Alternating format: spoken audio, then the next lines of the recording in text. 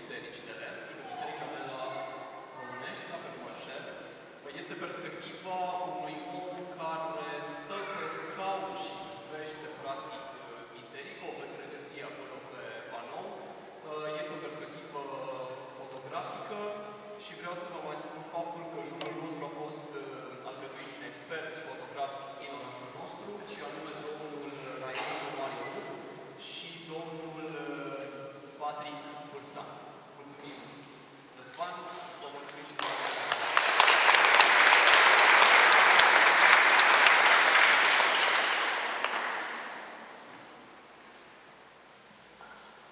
Felicitări, domnul profesor, felicitări, Răzvan.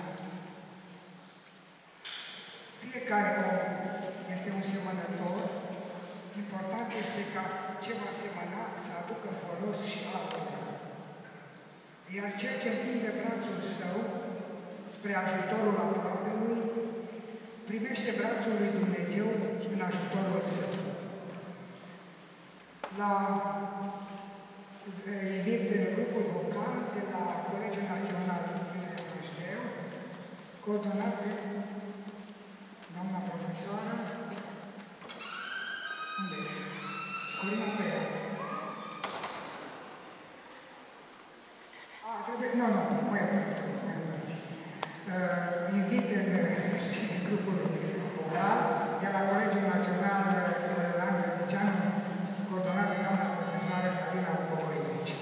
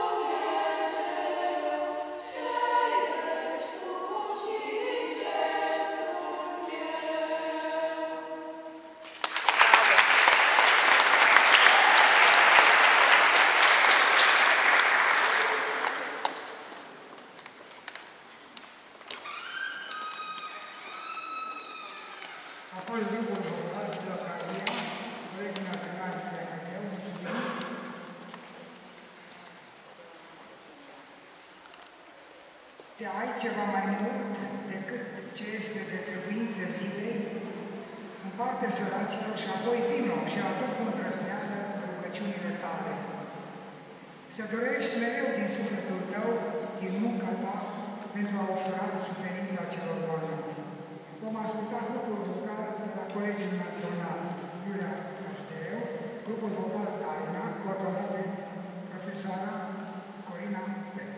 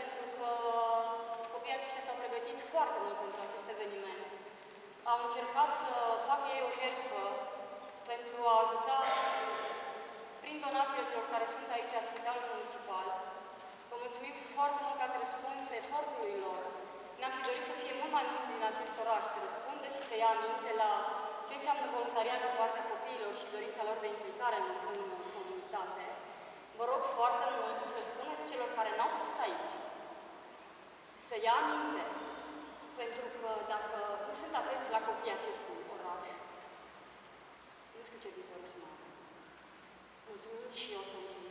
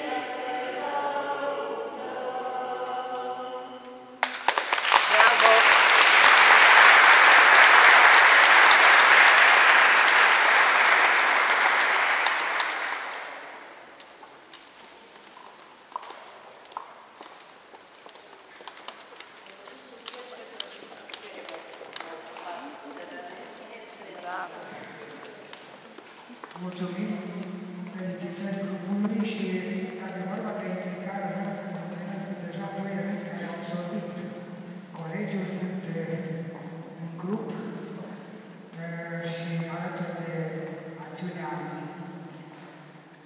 de voluntariat inițiată, de fapt, tot de elevi și de profesorii de religie. Domnul nostru Iisus Hristos și-a arătat mai cu seamă iubirea de oameni și puterea dumnezeiască tocmai în această parte a vieții și încă de la începutul activității sale pământești s-a arătat ca doctor al sufletelor și al trupului. Iubirea lui Hristos față de cei bolnavi a mers până la identificarea cu ei. Bolnav am fost și m-a